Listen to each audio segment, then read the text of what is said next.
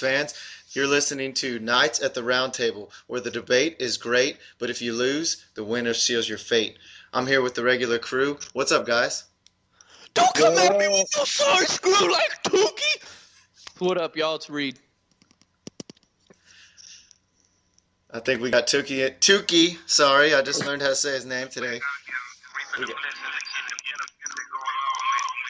Uh-oh. Is that intro music? Enough said. And we got the unnamed wonder over there, Matt Davis. I'm just here to let y'all learn a thing or two. All right, we're going to start off the debate. We got Tookie taking on Reid. Me and Davis will judge it. And you know what?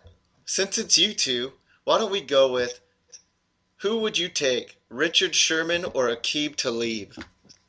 Reid, why don't you kick it off first? Oh, you already know. Give me Aqib Talib. Boys, lockdown. You know what I like about him?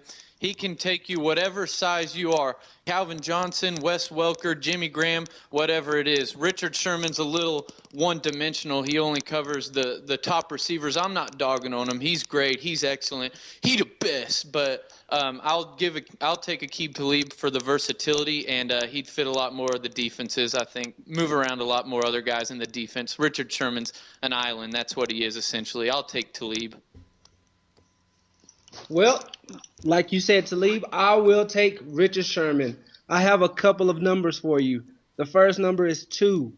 2 years he's been starting, 2 years All-Pro. Have another number for you, 8. 8 interceptions last year, 8 interceptions this year. The number of women scared in post-game interviews as well. 8 is a good number. Well, since you want to talk about Aqib Talib, we can just talk about interceptions. He only has 4. Okay, let's talk about this number. Let's talk about this number, 0. And that's how much class Richard Sherman has. I don't know what Pete Carroll's building over there, but I'll take a dynasty like Bill Belichick has with the right players, with the right mindset, and it's all about team. I'm tired of this Richard Sherman business. The man's all about himself. Give me the team player. When have you heard of Richard Sherman with off-the-field issues like your boy Aqib Talib?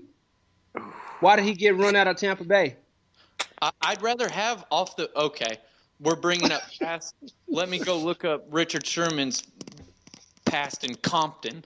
I'll pass. Yeah, you can look up that 4.2 GPA in high school. That's what you can look up. Tookie, I had a 4.5 GPA in 3rd grade. Oh, I thought we were talking about crap that don't matter. Did you have a 3?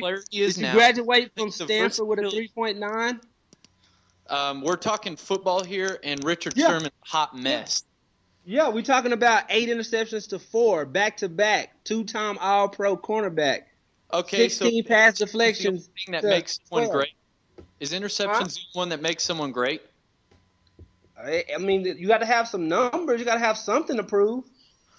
You actually don't have numbers because being a team player and class and respect for the game, you can't measure that with numbers. That's measured by the people in the NFL.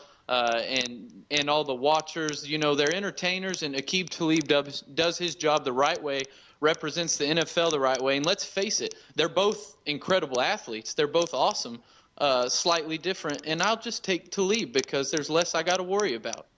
You know why it's less you have to worry about? Because he already got ran out of one organization, so he has to be on his best behavior before he end up like Ocho Cinco. Hey, I got ISS when I was in 8th grade too, but look at me, I'm phenomenal now. And you talking about not being a team player, all I got to say is LOB!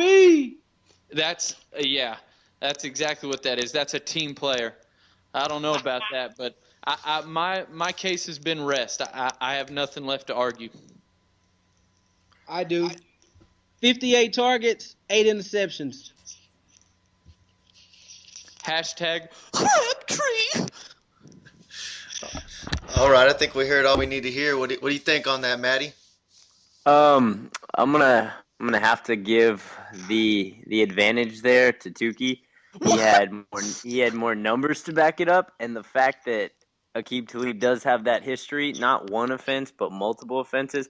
And Richard Sherman, from what I understand, he stayed away from gangs living in Compton. He got good grades. I'm going to go with Tookie. He had more evidence to back it up. Yeah, I'm gonna have to go with Tookie as well. He did have the numbers to back it up, whereas a lot of your stuff, Reid, was hypothetical on that one. Yep, we'll see I, what I the could fans feel think. a lot of anger coming out from a press conference from an emotional player that just won the NFC, which is the better conference in my opinion. So, Tuki, give him that dub. All right, looks like Tookie's going the championship round. Let's go with me and Matty Boy over there. What's our topic? Either one of you guys pick it. Jackson. I don't have the list in front of me. Sorry. Go, Tuki, listeners. you won. Hold on. Thank you for listening to Nights at the Roundtable. We are sponsored by. No, I'm just kidding. Hurry Go up, guys. down, Weber!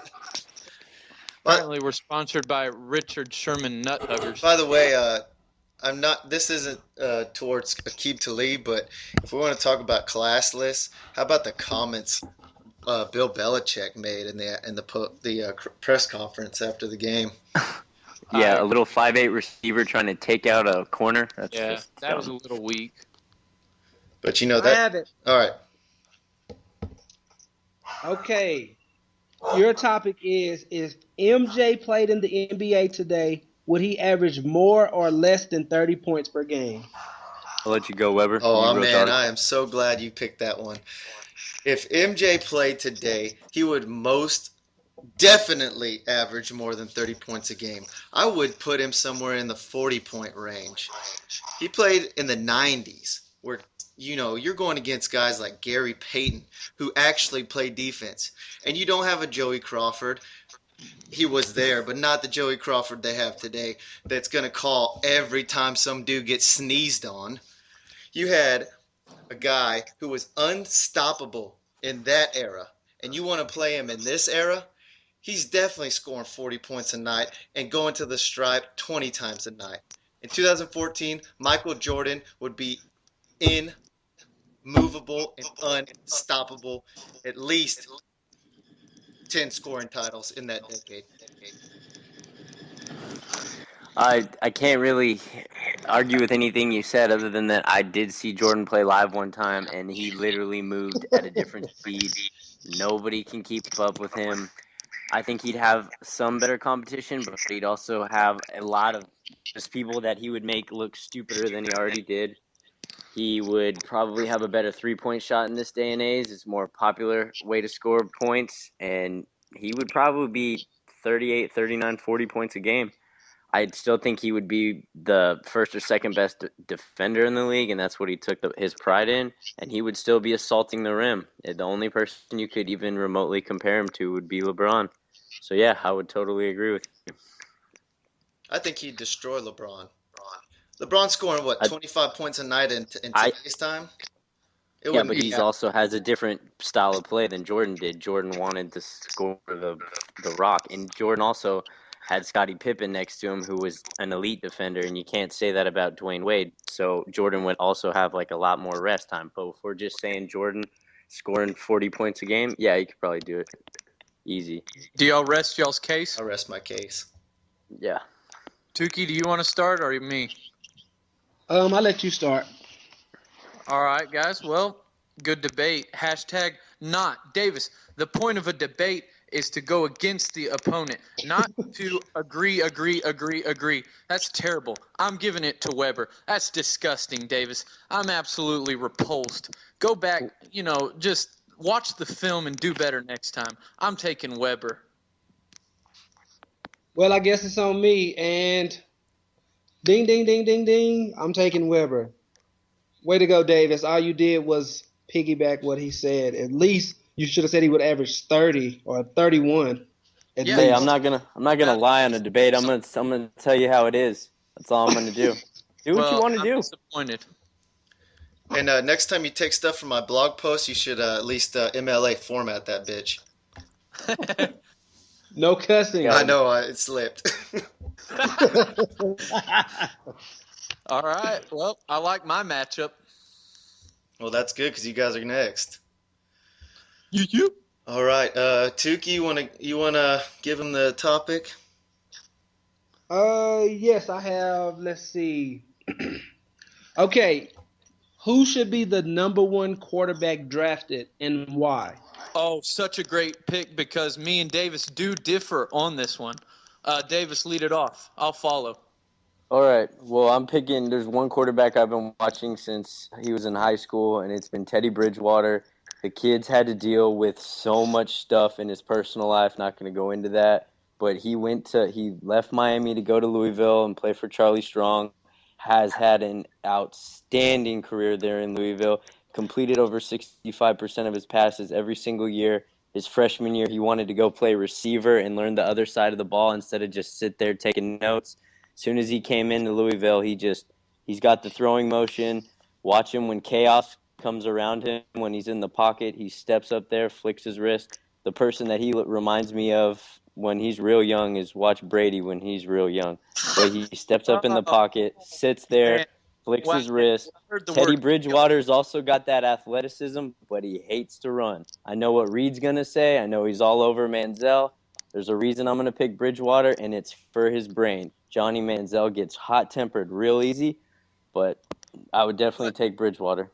What school did Bridgewater play at? Is that Louisville? Where is that? Is that Southern America, or is that? I'm just not sure. All right.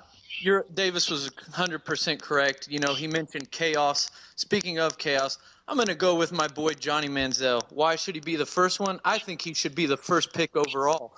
Staying in Texan and going to the Texans, a pretty good squad ready for next year. Listen, you know, Manziel bust onto the scene as a freshman. He won the Heisman. That was great. And then he had all the scrutiny. What did he do after that? Nothing. He just broke his own SEC record for most total yards of offense. The man can do it by himself. I know in the NFL that's not what's going to get it done, but he's electric. He sells tickets to the fans. And, you know, they critiqued him for his passing. What did he do?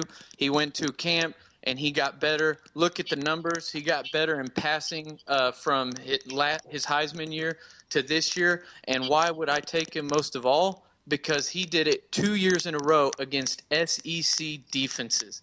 All right. Teddy Bridgewater played in Louisville. They don't even that doesn't even count. His toughest game was against UCF, and what did they do? Yeah, they lost, obviously. You ready for this stat that Bridgewater played the same team Johnny Manziel did in Florida in the bowl game, and that's when Bridgewater started coming around as the first overall pick all those years. They played the same team. Manziel got destroyed by Florida, and then he got worked by LSU 2 times. That's an SEC defense. Bridgewater beat Florida, Manziel lost. College football. Alabama. Okay, yeah, he shredded them 2 years in a row. One was in a winning effort, the other was in a losing effort, but he did it with no defense, and he did it against SEC defenses constantly. Yeah, he had a bad game against LSU, and what did it do? It cost them the game. He was and that Florida team. and Auburn. Carried them. Statistically, he was a beast. Look up passing numbers between him and Teddy Bridgewater. I'll take Manziel. And another thing is Bridgewater – He needs a nice, pretty little pocket and poor defenses to make his numbers look skewed. Manziel literally can do it all on his own. And let's face it, in the NFL, it's all about the mobility and being able to – which Teddy Bridgewater has. And passing. So I'll take Manziel. I'd take Bridgewater, the fact that he's played with some pretty severe injuries and he's got the bigger arm. Cool. He did it at Louisville. Well, darn. Oh, well. Next year. Florida. Y'all rest your Florida case? Gators. I'm done. Hey, before I make my decision, Matt, when you said Louisville played who in the bowl game? Florida. This year? Last year. Okay, last year. Okay, I was about to call you out on that one. All right. No. Yeah, they played Miami and shredded. Yeah. All right, well, honestly, man, I got to go with Reid. He was right. I mean, Manziel did carry that team, and he made a better case on it. I got to go with RJ on this one. I would have to agree. The only thing that I actually, dissected both of them because I thought this was possibly an argument I was going to have to debate. And looking at everything, the only thing that I saw that was the upside that Teddy Bridgewater had over Manziel was the fact that he played in a pro-style offense. But besides that, Johnny Manziel is more elusive.